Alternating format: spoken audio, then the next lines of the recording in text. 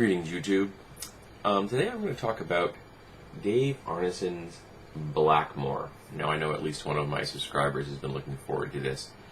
Now, Blackmoor is a setting for the D&D game, this particular version for the 3.5 set of rules. But, of course, Dave Arneson was involved in the actual creation of the game itself. He and Gygax are the ones that brought the game to the world. And because of this, a lot of what he did in the early days of the game pretty much became the default setting of D&D. And I grew up playing this back in '78, so I just kind of considered Blackmoor to be D&D, which is kind of what the setting was. It was, you didn't even think about it. Some of the classic modules were places I went and I used, I played in them, I ran them. I still own them. I still own all my first edition modules. And you kind of absorbed it. You know what I mean? You didn't really think about, oh yeah, that was Blackmoor, that wasn't Blackmoor. It was just, that was D&D, and it happened to be Blackmoor.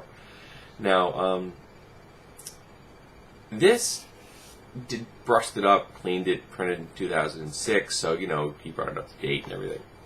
So I'm going to use the table of contents as my guide here, and hopefully I will not forget anything in it. We have sort of pretty much your classic racial selection. We have dwarves, we have elves, we have three varieties, the Kumasti, which are kind of the classic, very fayish, wispyish kind of, you know, elves, half-elves, and the Western elves, which are a little more martial. They've split off genetically from the rest of the elven people because they had a rift, and basically the gods got annoyed at them, so they now are kind of on their own. And they're a little more hardline, a little more serious. They're not as connected in some ways to the world as the Kumasti elves are. Gnomes, and there's two kinds of halflings in this world. There are the halflings, which are very much the classic first edition Hobbit analogs. It's kind of stout, big feet, you know, very much Bilbo Baggins. And then there's the Dokray, which are more along the lines of the 3.5, or at least the third edition, thinner, more athletic, more martially oriented halflings. You know, they're a lot more physical than the other halflings.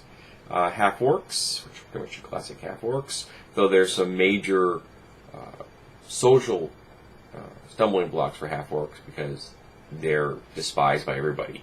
And then we have three kinds of humans. The Thonians, which are pretty much the default humans. They're your generic humans. The High Thonians, which are more like upper caste Thonians. And then the Peshwa, which are very much a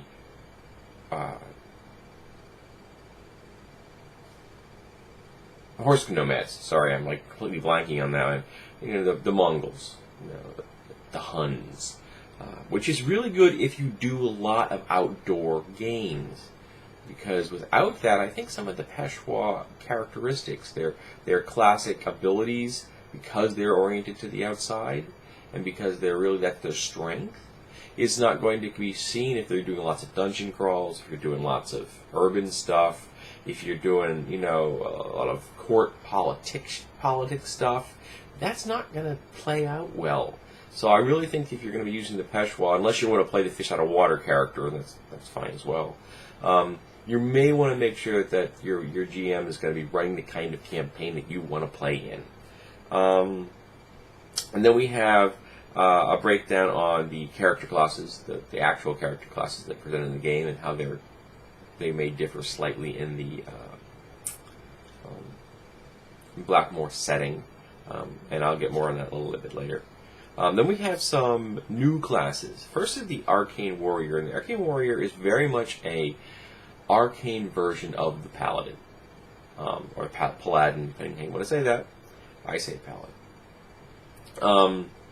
And it's because there is a arcane organization known as the Cabal, who are very much in charge of, at least in the Blackmoor area, in charge of what is and is not considered officially sanctioned arcane magic.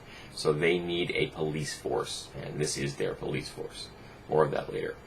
Then we have the Monk of the Clan of the Fallen Star, which does not roll off the tongue, but it's a monk class, little arcane ability focused around the fact that a bunch of monks saw a star fall. They see it as a fallen deity, and now they see it as their mission to raise the deity back from the dead, and revive it and probably achieve enlightenment along the path, that kind of thing. Very similar to the standard monk with some slight differences. Nice if you want some different flavor, a different take on the monk class, a little more focus. You've got a mission in life, kind of nice. Of course, if the clan ever succeeds, what do they do next? Then we have the noble.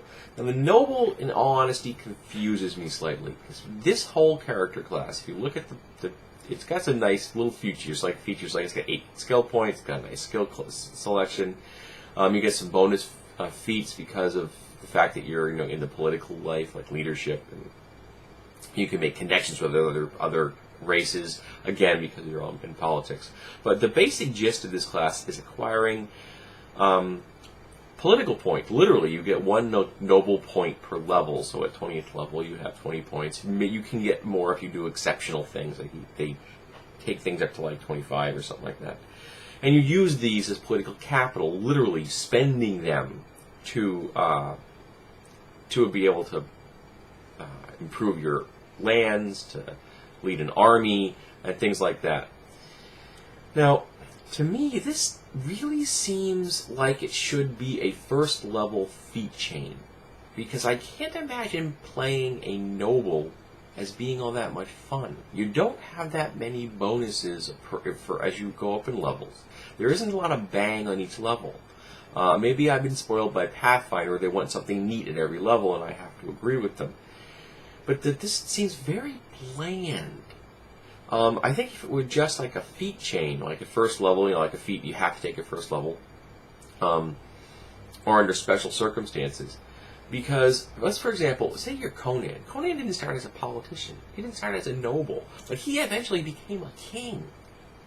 This class really doesn't reflect that. This class is very much someone that's born into the noble world, and is supposed to stay at it. Now, it makes even less sense to me that while they're out adventuring, slaying dragons, looking for lost artifacts, somehow they're gaining leadership abilities that they're going to then spend to lead an entire nation. Shouldn't you be getting experience by going to meetings and hanging out with other leaders? And it just seems that being a noble is a skill set that you would hone in lots of ways that don't involve adventuring. That adventuring gives you a much different set of skills and a much different outlook in the universe. So that confused me a little. The noble just seems a bubble off plum, and I can't quite figure out how I would fix it. But definitely, I don't know if it would be a player character class that anyone would really have fun playing. Which is a pity, because the idea of a powerful person with political connections is good. That's interesting and fun.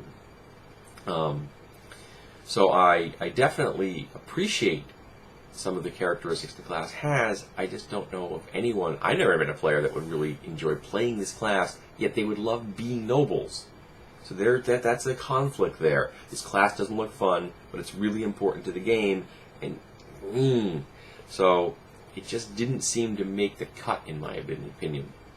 And it looks like we're going to have to go to multiple videos today, because I'm running out of time.